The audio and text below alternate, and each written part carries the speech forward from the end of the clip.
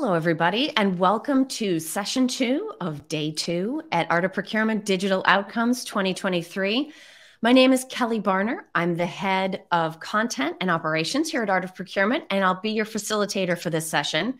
As you're transitioning over from session 1, I know you spent the last 30 minutes with Philip Eitzen and Gavin Miliner, at least in your mind, scaling Mount Everest. So welcome to our next session. I will also address, at Go Figure, digital outcomes. I've been having some interesting internet issues today. So if my video is on the fritz for you, I apologize. We do know about it. It seems like my audio has been going strong, and so hopefully that continues through the session. But with no further delay, we're transitioning over from the idea of reframing failure. And in this session as well, failure is not an option.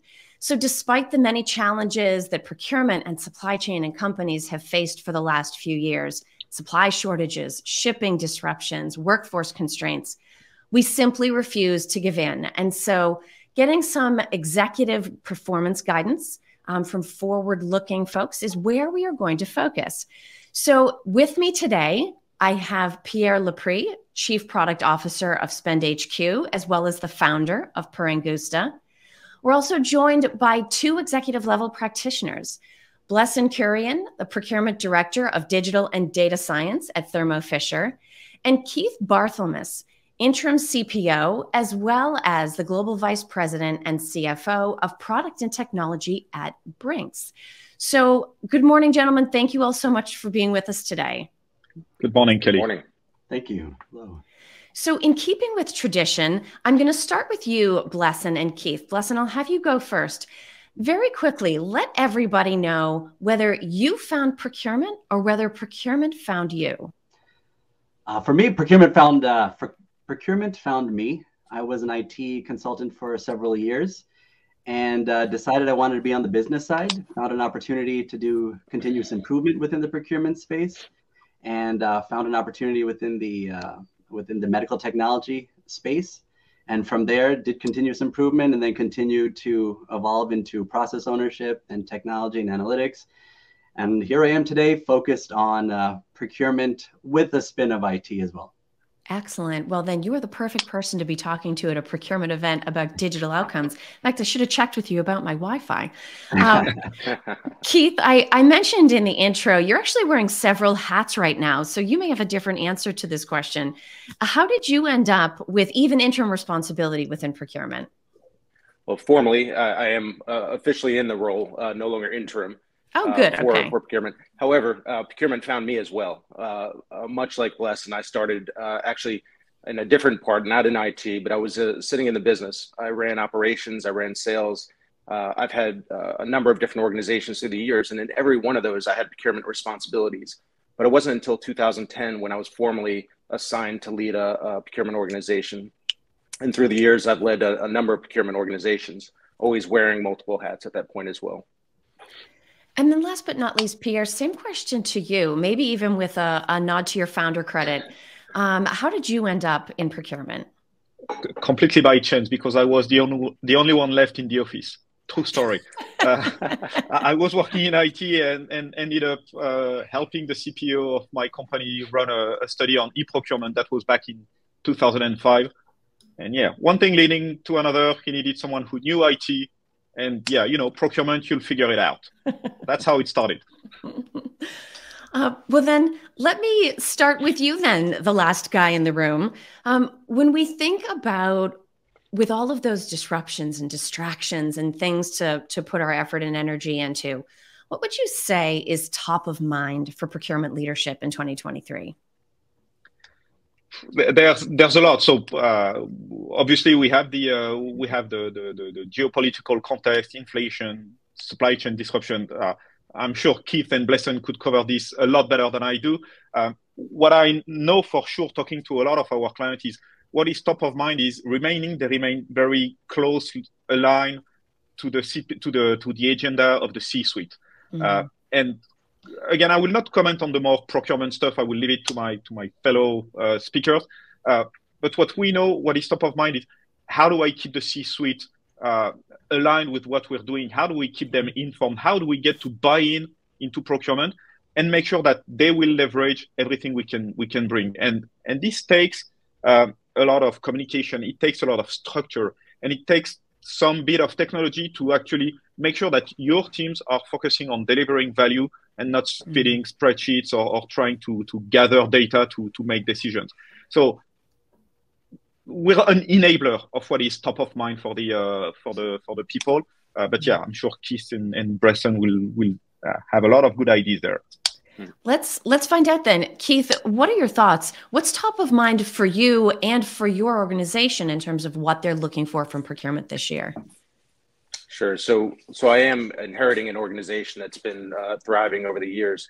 However, we are at an inflection point, I believe, with our business. You know, as Pierre mentioned, the macroeconomic climate is really impacting us right now, and we can't think the same as we always have. So we're in a much more proactive state. We are working towards becoming a more servant leader to the business and ensuring that we are 100% aligned at all times and working proactively to drive insights that will lead us to a better tomorrow. So we've got a lot on our plate right now as it relates to supply chain challenges and inflationary risk, but the business is also struggling, naturally through these times to maintain performance. So we've got to not just look at what's needed to maintain business, but what's needed to really drive bottom line improvement in every way that we can. Now, I'm interested to hear a little bit more about that comment you made around servant leadership. At Art of Procurement, we talk a lot about alignment with the business, but that speaks a little bit more to relationship. What does that servant leadership mean at Brink's, and how does that play out in the work that you do on a daily basis? It's a good question. And we're in the early days. It's really a transition culturally as to how we work with the business. But for us, we have largely led as a traditional procurement organization. I now want to see our procurement organization have a seat at the table, earn a seat at the table, and maintain the trust and continue to build upon the trust that they've started with the business. From that point, the business is not going to drive. We need to make sure that we are driving towards business alignment, essentially. Historically, I think it's been a very policy-driven organization who has been processing what they believe was most important. But, often when you interview executive level staff or the business, you won't get the same feedback as what's perceived to be valued within the procurement organization. So really just a focus on, through a servant leadership approach, a focus on driving towards the alignment necessary to be more successful and accelerate outcomes. Now, Blesson, to get your point of view on this, what is your focus right now? And where are you seeing some very direct touch points between your procurement team's priorities and efforts and initiatives and what the company as a whole, Thermo Fisher, is looking to do this year?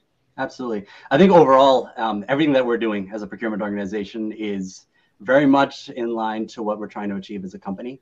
I think if I think about what are the items that are top of mind, one of them would be sustainability and ESG related activities. We have some extremely aggressive targets and realistic targets we're making some pretty amazing progress on at Thermo Fisher to get us to a point where we're reducing our carbon footprint.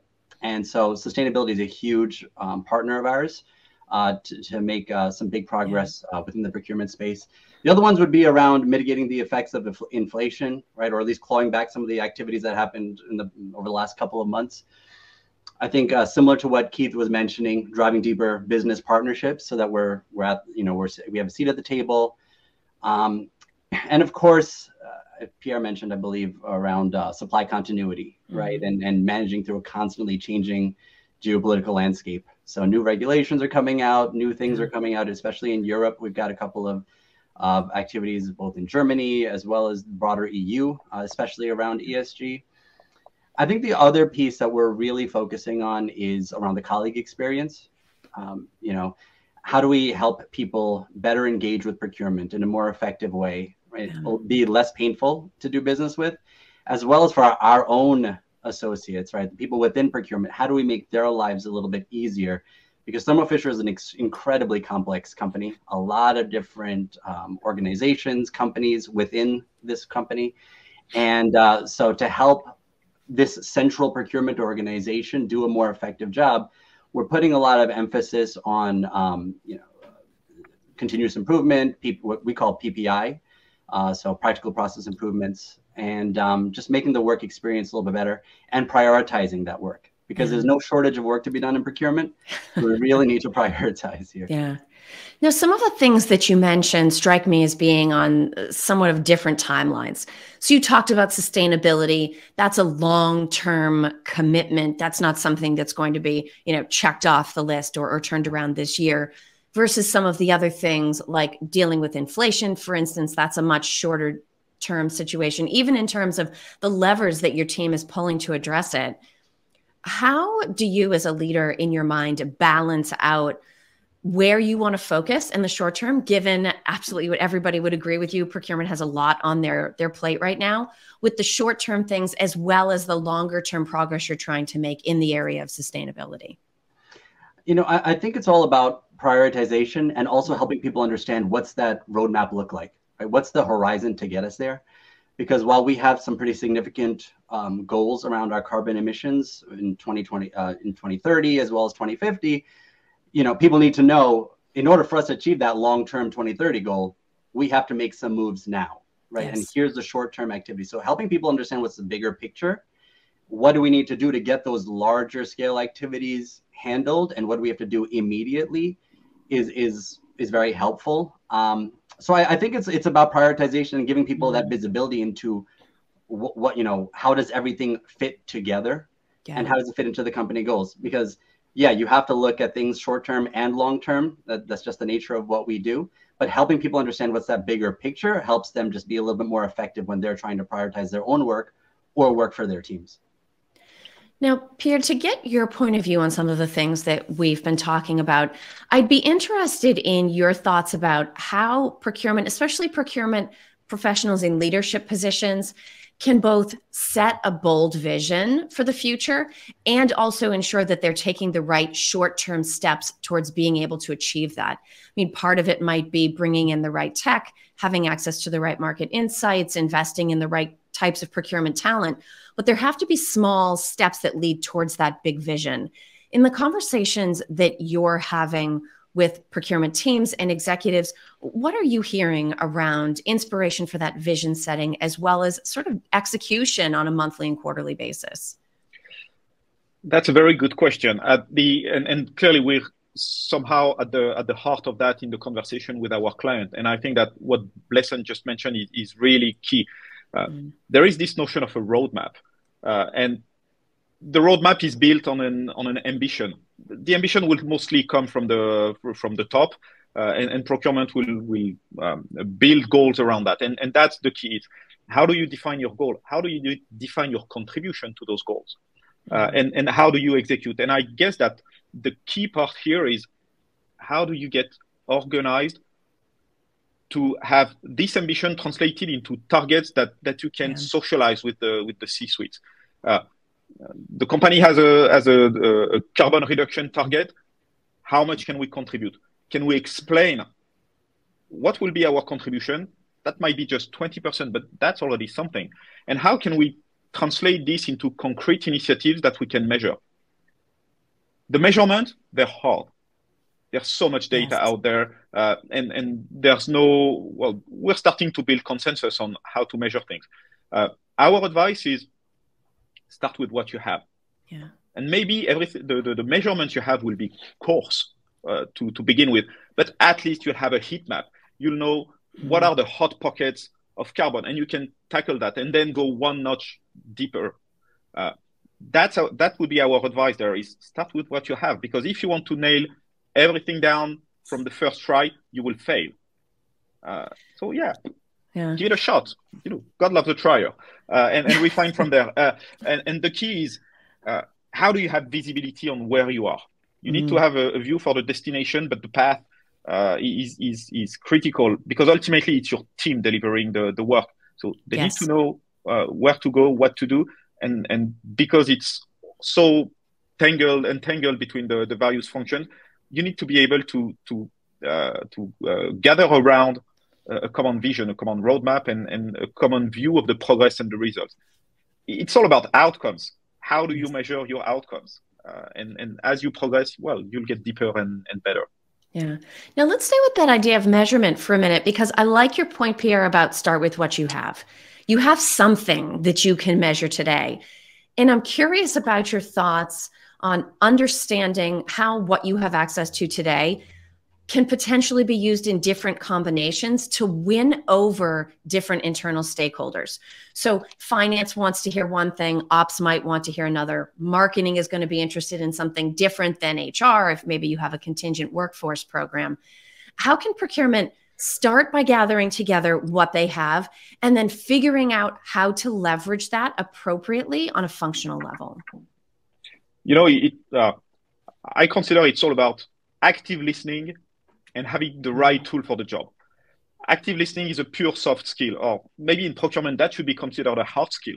We cannot succeed if we're not able to listen and to react on that. Obviously, marketing will pay different attention to things compared to finance. So it's really a soft skill. But the one thing that you need is to be able to articulate the message, because in the end, whatever you do, it will be about going to the market with the right requirement and finding the best solution at the right price and under the right circumstances. We'll just take a different shape. And for that, you need to be able to capture these elements of value. What is relevant for marketing is one thing. What is relevant to finance is EBITDA. But we have now new stakeholders. We have the sustainability practices. So you need to be able to articulate with them how much carbon footprint you've reduced, how much water consumption or tons of waste you've reduced. And so that's where we as a tech provider can help. We have access to the data and we have access to the tools that will help procurement explain that is our contribution to the various objectives of the business. And that's how you have the conversation. You need to listen to make sure that you understand what's important for the people. Yeah. And then you can respond accordingly with data. And a lot of people are trying, especially on the financial side, to say, I want to get my savings exact down to the cent. You don't care. If you discuss with the CFO, if you share your assumptions and you agree on the numbers, it's good. Nothing will fall exactly into the right spot, but that's okay. Even if you're just directionally right, that's okay. And that will be even more true on the non-financial aspects because there's even less data here. Yeah. And to your point about being directionally aligned, I have some questions that have started to come in from the audience that I want to pull into the conversation. So Blesson and Keith, I'll give each of you an opportunity to speak to this. Do you have any specific approach to ensure that your teams continue to be aligned as C-suite level needs evolve? Because certainly what they need today may end up being completely different based on circumstances from what is needed tomorrow. Blesson, let me start with you on this. How do you sort of continue to check in to ensure that what you're doing remains aligned, both from a vision standpoint and in terms of where you're focusing your team's efforts? Yeah, so I'll say, organizationally, the way that our procurement team is structured is we do have business partners, divisional business partners, as well as group level, and they are dotted line into our, the heads of each group and the heads of each division, right? So we are very closely aligned there. And my responsibility is to connect with those people within procurement to understand what are the needs, what are they hearing from the business, okay, what are the concerns, what are the things that we want to measure, and then take that information and figure out what's the right way for us to approach this from a technology or data perspective. So I think having that very close alignment and, again, right, mentioning the seat at the table is really critical.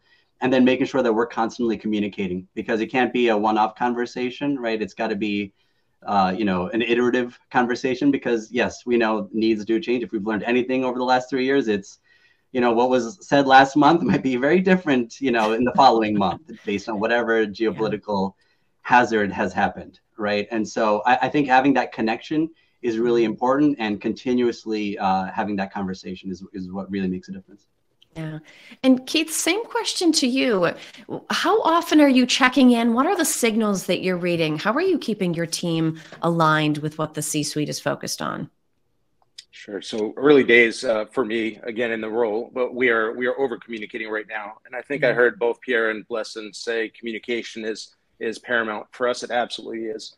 I think we've got to get away from emails and text messages, and really focus on the overall outcomes that are expected and continuously review those. But we also need to drive more insights. I think we often wait for the business to tell us what's most important. So there's kind of a push-pull in terms of that information flow. What is most important to them, and then what insights can we drive that may also contribute to their targets that have not yet been realized. So as Blesson was talking earlier about ESG, for us, we absolutely have very large ESG targets too. And for those that don't know Brink's, we are a cash management company, and we've got very large armored trucks out there on the road. So we're trying to reduce our carbon footprint through a tech-enabled product that will allow us to reduce our fleet. So we have to consider the impacts of that reduction in demand as we're negotiating and executing contracts on fleet. But we're also in parallel testing EVs and seeing where electronic vehicles can contribute in parallel. So it's really finding that balance to make sure that we're looking far enough ahead to understand what the impacts of our business strategy can be as we're working on today. Yeah. And it's funny because back in the day when I was a practitioner, I did hired services for a large grocery chain here on the East Coast. And armored car services was one of the things that I sourced. So as much as we're all familiar, sometimes pulling up out in front of a retail location and seeing those trucks, the fact of the matter is the level of sophistication that goes into your business, I think probably escapes most of us, as familiar as those trucks are. It is unbelievably sophisticated. And, you mentioned early days. It's a little bit off topic, but we're all looking for new ideas at these events. So if we can just take a minute, I would love to hear from you, given that it's early days. Has anything surprised you? Are you seeing anything with new eyes that those of us that have been in procurement for so long might actually be able to benefit from hearing from your perspective? I think I have an advantage, quite frankly, to come in from the outside looking in. I've been with Brink's for 6 years, and I've been able to see how we've operated. And oftentimes procurement's very responsive to the squeaky wheel. What's most important to your most common stakeholders. For me, I'm realizing that there's been an opportunity for us to connect more by increasing our level. So Pierre mentioned soft skills. Increasing our level of communication by gaining some business and finance acumen within procurement, so we could speak the language of our stakeholders and our executives. That's a huge opportunity for us. If anything, I'd say right now my focus is purely on soft skills, because I know we have all the top talent from a procurement perspective on execution, but it's about that alignment. So I think there's a lot to win from that. Second, I'm also looking at how do we shift left. What I mean by that is we are a global organization, and we do have a global procurement function, and we've got procurement functions within every country. Yeah. So I'm trying to create a center of excellence where we can then focus on high value items and look at opportunities to consolidate and standardize globally between countries and regions so that we could drive higher value out of procurement, and then enable almost a self-service capability on the lower value items with governance on top. So kind of teaching our organization how to fish for those high, the urgent high demands that don't create a lot of value, and having us focus on where that value really sits. Yeah. Now, Pierre, we've talked a lot, certainly in this session, but also yesterday about culture, about communication, about soft skills, about alignment, about sensing and changing and being agile. But at the end of the day, there has to be a quantitative or data-driven underpinning to everything that procurement does, especially when we're walking into the executive office. What advice would you give around striking this balance so that we're staying focused in these soft skills, partnership, relationship type areas, but that we're also keeping our eye on making sure that we're tracking data, we're leveraging data for the sake of decision-making, and that we're capturing quantitative evidence of procurement's impact? Yeah. So to the point of Keith, if you don't measure, you won't be able to improve. That's possibly Peter Drucker who's said to have said that, but that's critical. Unless you measure, you can't decide that or you can't make sure that you are allocating your resources to fight the right battles. So what we see is more and more, and that's clearly the direction we've gone since almost a year now. There are the financial aspects of procurement's contribution, and it has got actually harder and harder to measure, because cost savings are easy. A lot of people had started picking cost avoidance, which need a lot of alignment and a lot of documentation just to make sure that we agree on what a cost avoidance is. But more and more, it's how do we mitigate inflation? And tracking the effect of inflation and procurement's contribution to curb it, it's critical. And we've seen our clients do this with more and more success as we help them do that. I would say it's like keeping the lights on for procurement, having this financial contribution. But more and more, what is table stake here is tracking non-financial performance, the contribution to those softer goals. And what we've launched now is how can we track the measures that make sense? Yeah. Carbon or greenhouse gases, that's the elephant in the room. Everybody's doing this. What we found is that people tend to have a relatively static view of the problem. You do the carbon footprint assessment at the end of the year, and you do it again at the end of the following year, but you have no clue what's going on in between. We're trying to bring intentionality in what procurement does here. How can I specifically address those topics? How can I put a target in my contribution there? So we don't expect procurement to bring 100% of the results, but even if we contribute 20%, we need to be able to measure that. And so the same way we measure savings, well, we measure carbon footprint reduction, but it doesn't stop there because everybody does carbon, but we have clients who are interested in waste, some in water, some in other things. And so we are now helping them capturing those specific metrics. Diversity is also a very hot topic right now. And one of the things is, again, you have objectives to increase your spend with diverse suppliers. How do you pilot that? How do you make sure that you're trending in the right directions? And so we're helping our clients say, we have awarded X $100 million to diverse suppliers. We still have X million in the pipeline that we will award. We have a gap. How do we fill that gap? How do we identify other suppliers? And those insights are critical. So we're seeing a shift towards not only financial, but also non-financial performance. And the non-financial performance can take a lot of different faces. And it's key to have the right tech to support the variety of goals that you might track there. So that's what we are helping our clients achieve today. Yeah. Now, as we prepare to wrap this session, I want to go around really quick. Just give me a word or phrase, and I'll go right in the order. I'll go Blesson, Keith, and then last word to Pierre. What is one thing incredibly important that procurement is going to give your company this year? So Blesson, you first. What is that one thing? Value. Excellent. Keith? Blesson, value. Pierre, don't do it. No, it's visibility. Excellent. And leverage. That's two. Excellent. Well, value and visibility, we finish on the two V's.